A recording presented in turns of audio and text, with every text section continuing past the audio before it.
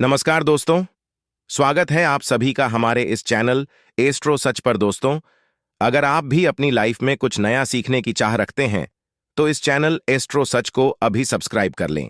दोस्तों, प्राचीन शास्त्रों के अनुसार घर पर पशु पक्षी आने से हमें महत्वपूर्ण संकेत मिलते हैं जिन्हें कभी लक्ष्य नहीं करना चाहिए।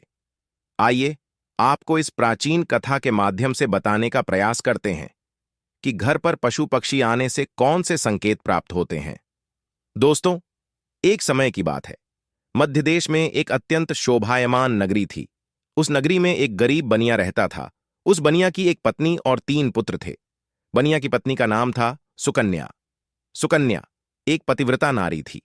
वह केवल अपने ही पति से एकनिष्ठ रहती थी। वह गृह कार्य में दक्ष तथा पर दीवार का अच्छे से ख्याल रखती थी।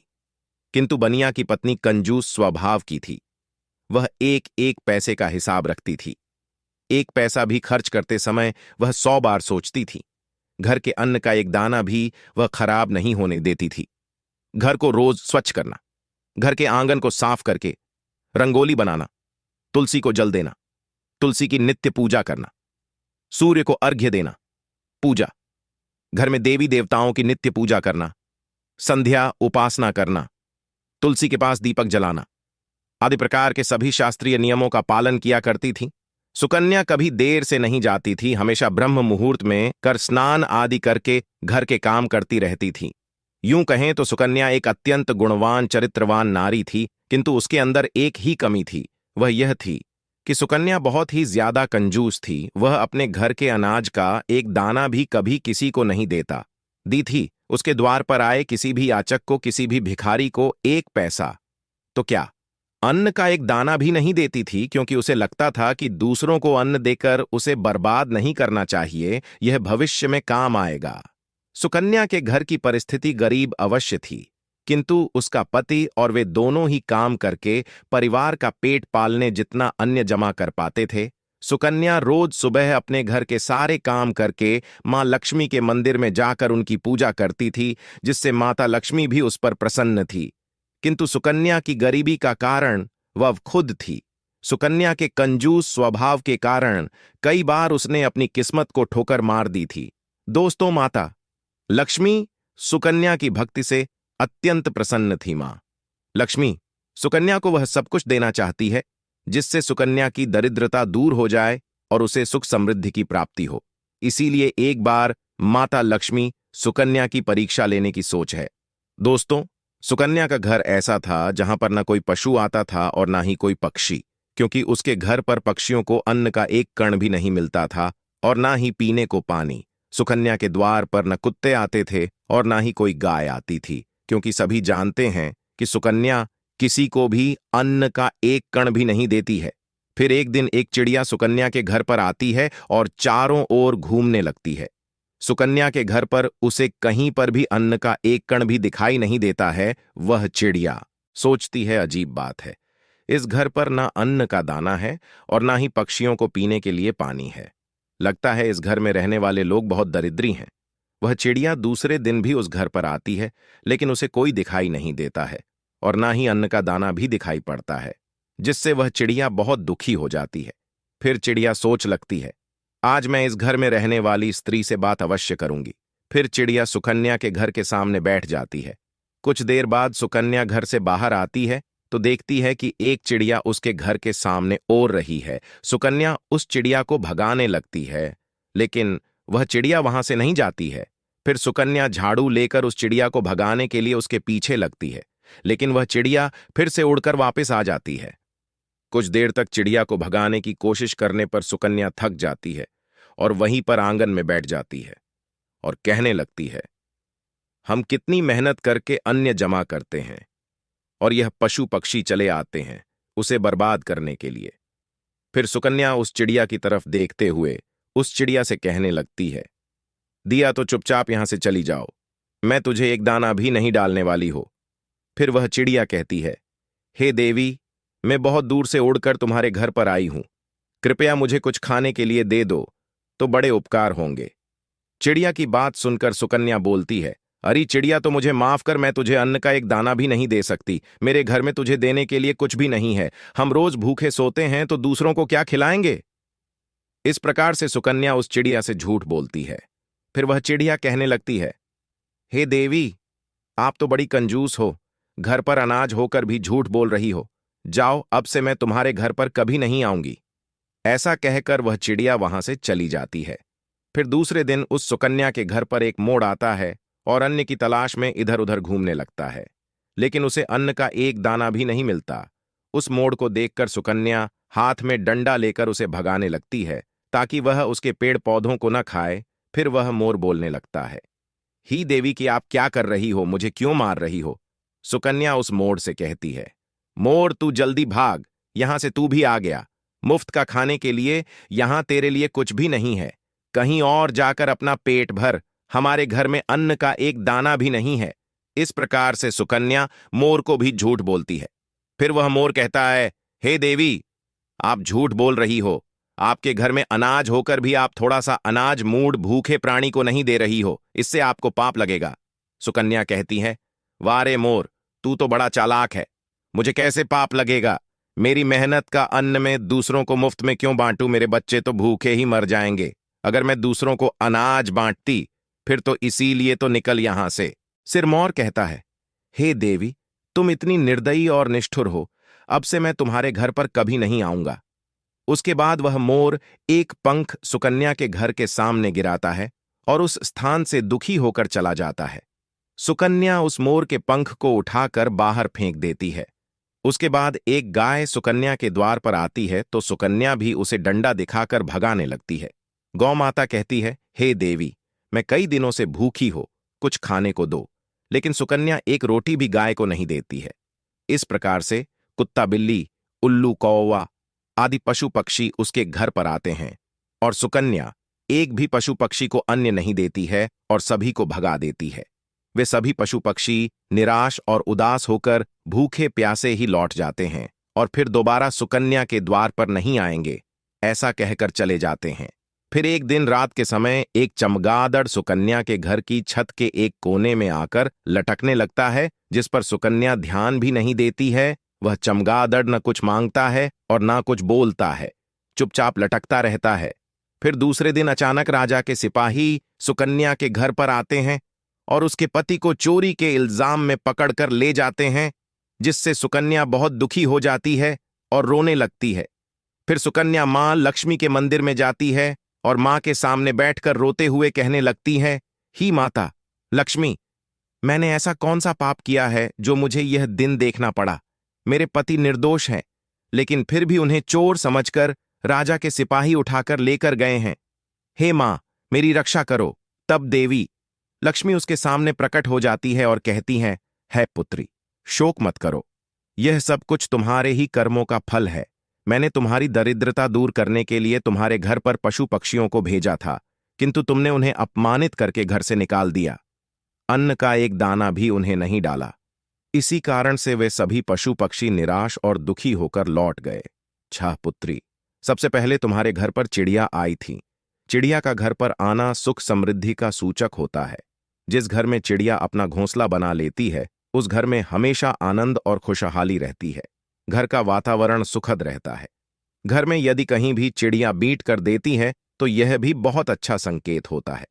चिड़िया बहुत ही सीधी साधी और डरपोक पक्षी होती है। वह जल्दी किसी के करीब नहीं जाती है, लेकिन यदि चिड़िया घर में बिना किसी डर के आने जाने लगे तो उस घर में धन संपत्ति का आगमन होता है। इसीलिए घर पर चिड़िया आए तो उसे दाना डालना चाहिए, उसे पानी पिलाना चाहिए। मैंने ही तुम्हारी दरिद्रता को दूर करने के लिए उस चिड़िया को तुम्हारे घर पर भेजा था, किंतु तुमने ऐसा नहीं किया। तुम्हारे घर पर आई लक्ष्मी को तुमने खुद ठोकर मारकर भगा दिया।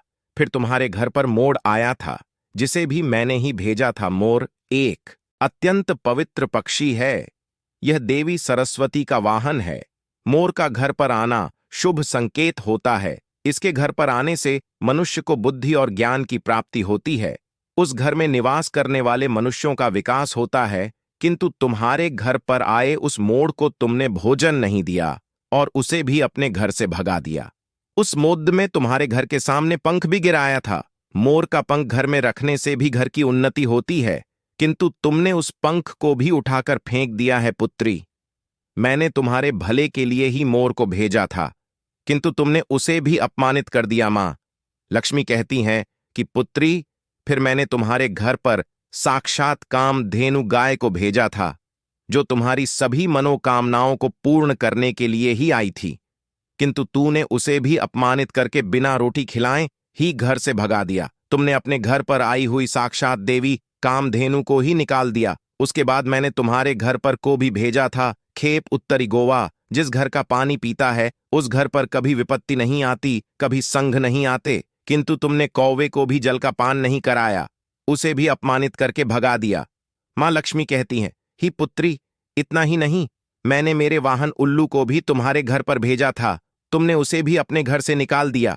वह उल्लू तुम्हारी दरिद्रता को दूर करने के लिए ही आया था, किंतु तुम्हारी कंजूसी के कारण वह भी उदास होकर लौट गया। फिर तुम्हारे घर पर कबूतर आया था। कबूतर पति पत्नी के संबंध मजबूत बनाता है। जिस घर पर कबूतर आता है उस घर में रहने वाले पति पत्नी को कभी वियोग का सामना नहीं करना पड़ता है, किंतु तुमने उस कबूतर को भी अपमानित करके भगा दिया, जिस कारण से तुम्हारे पति से वियोग हो गया है। थे पुत्री, तुमने तुम्हारे घर पर आए हुए सभी पशु पक्षियों को अपमानित करके घर से निकाल दिया। यह सभी शुभ पक्षी हैं। इन पक्षियों का घर पर आना बहुत शुभ होता है। जिस स्थान पर भी यह पक्षी आते हैं, घोंसला बनाते हैं, उस घर की कभी अधोगति नहीं होती है, उस घर का विकास होता है। जब चिड़िया घर पर आती है तो धन संपत्ति में वृद्धि होती है। घर में चिड़िया घोंसला बनाती है तो उस घर में मेरा स्थायी वास रहता है। उस घर में सदैव ही धन का आगमन होता रहता है। जिस घर के मुख्य द्वार पर रोजगार आती है और जो स्त्री रोज गाय को पहली रोटी खिलाती है, तो उस घर में कभी अन्य धान्य की कमी नहीं होती है। गाय को रोटी खिलाने वाली स्त्री की सभी मनोकामनाएं पूर्ण होती हैं। जिस घर पर आकर बैठता है और जलपान करता है, तो उस घर पर कभी विपत्ति नहीं आती है। उस घर में रहने वाले लोगों पर कभी झूठे आरोप नहीं लगते हैं। कुल्लू तो मेरा ही वाहन है, उसके घर पर आने से धन का आगमन होता है। हे पुत्री, ये सभी शुभ पशु एवं पक्षी हैं। इन्हें कभी दुत्कारना नहीं चाहिए, इन्हें अन्न और जल देना चाहिए, किंतु तुमने ऐसा नहीं किया। लेकिन जब तुम्हारे घर पर चमगादड़ आकर बैठ गया तो तुमने उसे घर से नहीं भगाया। चमगादड़ का घर में होना अशुभ होता है। यह पक्षी भूत प्रेतों की तरह उल्टा लटकता है। जिस घर में चमगादड़ आकर बैठता है उस घर पर विपत्ति और संकट आते हैं, धन की हानि होती है। इसी कारण से ही तुम्हारे पति को चोरी के झूठे आरोप में राजा के सिपाही लेकर गए हैं। मां लक्ष्मी कहने लगती है, ही पुत्री, मैंने कई बार तुम्हारी सहायता करने की कोशिश की, मैंने कई बार तुम्हारे घर में प्रवेश करने का प्रयत्न किया, किंतु तुमने हर बार मुझे घर से निकाल दिया।